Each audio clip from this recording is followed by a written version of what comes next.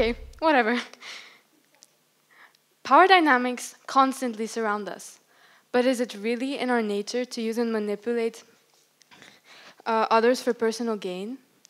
Today, I will explore the extent to which we allow personal interests and greed to triumph over our moral compass.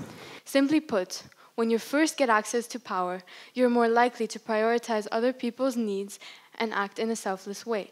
However, as your power increases, you're more likely to behave with your own interests being the motivator and act in a more selfish way. Sometimes to a point where you don't need any more, yet you're still taking from others, surviving off the bare minimum. Professor Keltner of UC Berkeley states, "We rise in power and make a difference in the world due to what is best about human nature, but we fall from power due to what is worst." I'll begin by examining a time in history where these issues were especially evident. Raise your hand if you have heard about the 2008 financial crisis.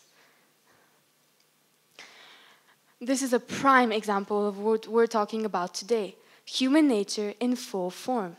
For those who don't know, here's a brief summary. Nowadays, the average person borrows 70 to 80% of a house's worth, compared to before the crisis when it was 80 to 90%. Banks would give people 100% of the house's worth. They would only give these loans to people with lower credit scores, considering them less financially able.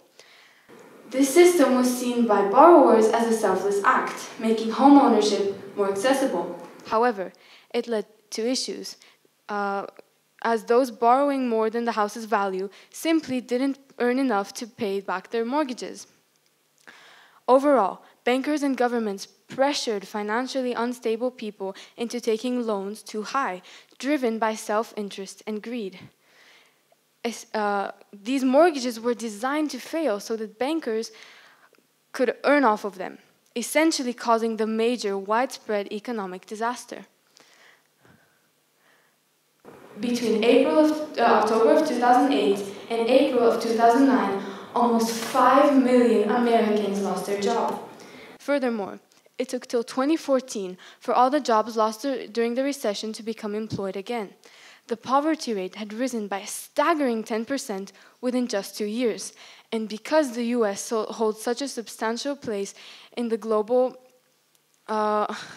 economy, these effects were not isolated in the US and had a global impact. This begs the question, who was held responsible for this event in which millions strayed from financial stability?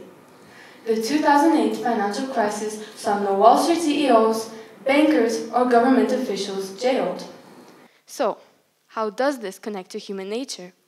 Well, when this crisis came, it came slowly, step by step, decision by decision, and these amounted together, causing an enormous spiral, illustrating the things that happen when people, especially powerful people, make decisions with self-interest being the motivator.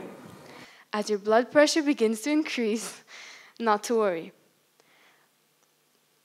Even though this historical event portrays the negative part of human nature, it also portrayed some positives. During times of crisis, people leaned onto their communities, families, and friends for support. Additionally, numerous nonprofit organizations such as Habit for America, the National Foundation for Credit Counseling, and Feeding America provided a myriad of ways to support the tens of millions affected. It is interesting how in times of struggle, we tend to be more humble, caring, and selfless, but in times where all of our needs are met, power might take us away from our moral compass.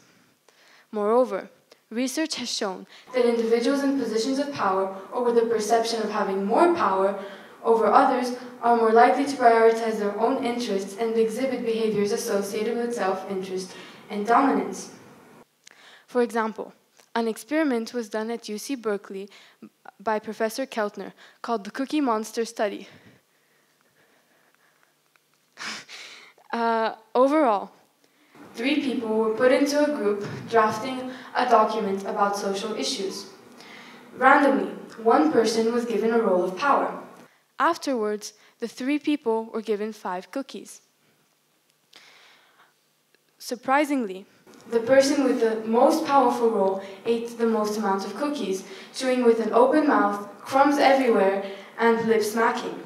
This told the professors, Ward and Keltner, that if a person was in a higher power position, they were less likely to display empathy, making them a literal cookie monster, even after such a short period of high power.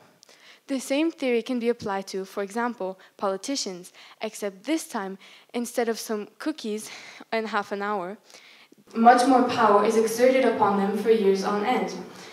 And one might wonder, will they be able to make the best decision for everyone, or will they prioritize self-gain over the greater good?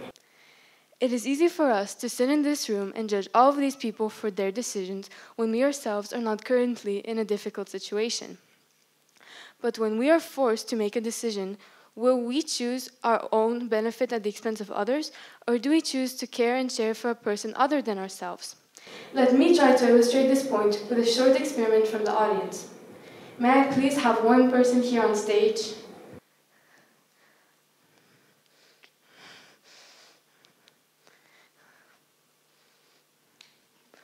Let's give a hand to our brave volunteer. So, will you please share your name with the audience? My name is Vesela. Vesela. It means to be joyful and cheerful in Bulgarian. So, Vesi, you have 3 options. Your first option is to keep all of these chocolates, for yourself. Your second option, there's more, don't worry, is to give them all throughout the audience. And your final option is to keep one and give the rest to the audience.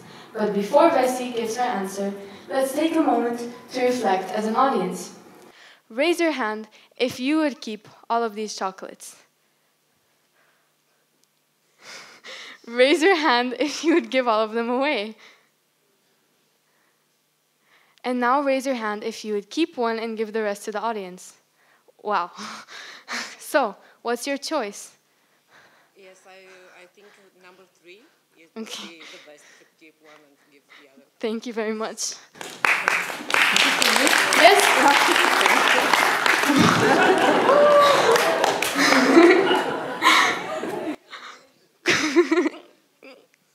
Oh no. Okay, thank you. So, now, imagine you were a powerful CEO, and instead of chocolates, this is thousands of dollars. And you know for the fact that the system you're in protects the powerful. Would you still choose to share? Never mind. Okay, well, don't feel bad if you would secretly keep all the chocolates for yourself. Evolutionarily, it makes sense. Humans are wired to prioritize their own survival and well-being. Our ancestors who focused on self-preservation were more likely to survive longer and pass on their genes. Furthermore, the way we think can be easily manipulated. The endowment effect leads people to assign a higher value to items they already own.